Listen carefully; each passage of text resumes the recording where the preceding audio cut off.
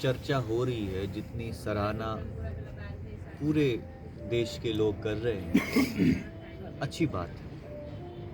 देश के लोगों को पसंद आ रही है, मगर साथ साथ में उसी जनता को ये सवाल भी करना चाहिए कि जब एग्जॉड्स हुआ तब वीपी सिंह साहब प्राइम मिनिस्टर थे और होम मिनिस्टर मुफ्ती मोहम्मद सईद थे।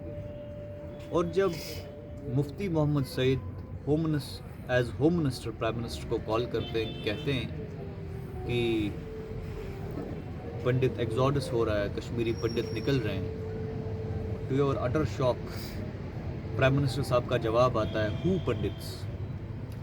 तो ये सवालिया निशान जो है ये आज भी लोगों को पूछना चाहिए। दूसरा, आज तक पार्लियामेंट में अभी तक क्यों नहीं कोई कमेटी कॉन्स्टिट्यूट करी गई कि जिससे ये पता लगाया जा सकता था कि क्यों ऐसा वाकया हुआ और इसके मास्टरमाइंड्स कौन थे। और तीसरी बात, अगर इन्हीं पंडितों ने, जो हमारे भाई हैं, सुप्रीम कोर्ट में इसकी प्ली दायर करी और सुप्रीम कोर्ट ने इनकी प्ली रिजेक्ट क्यों करी, ये रीज़न देके कि टाइम बार टेक्निकलिटी इशू है।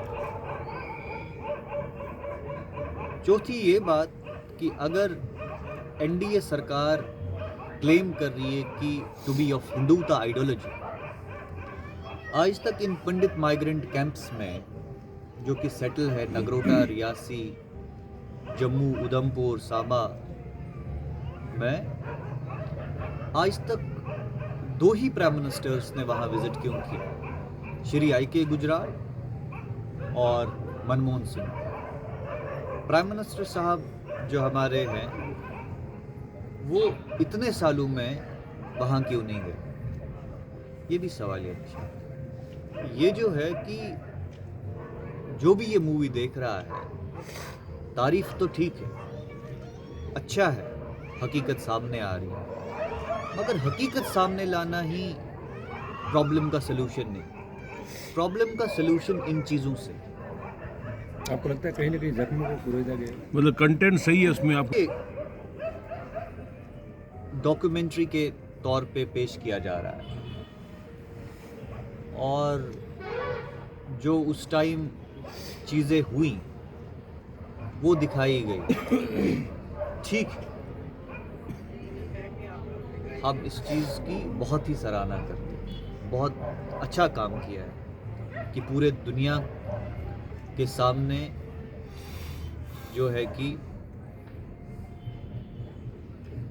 जो इस चीज़ को लेके मुलविस थे, मैं ये भी कहूँगा कि इसमें पूरे कश्मीरी मुलविस नहीं थे। It was a small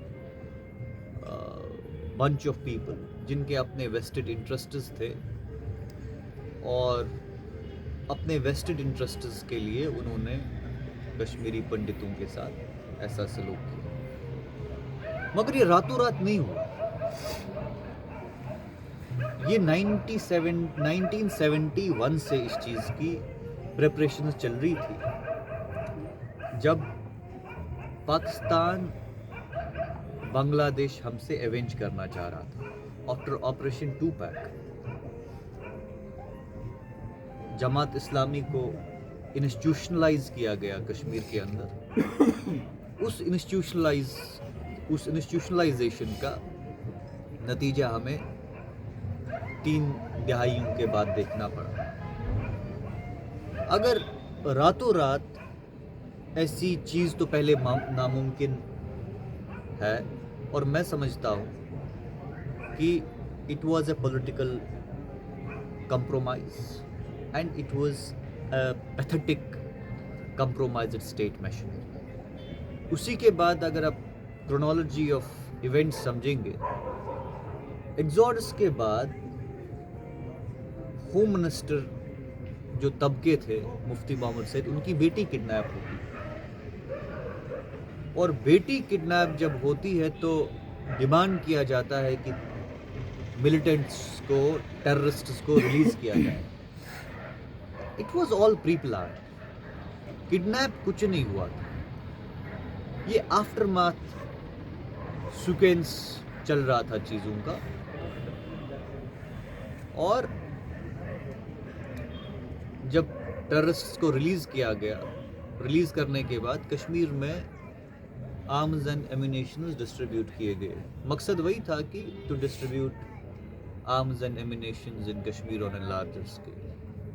So these are some basic questions which every citizen of this country must ask the people who are at the helm of affairs, the people who run the power corridors, and the people who are at the helm of government.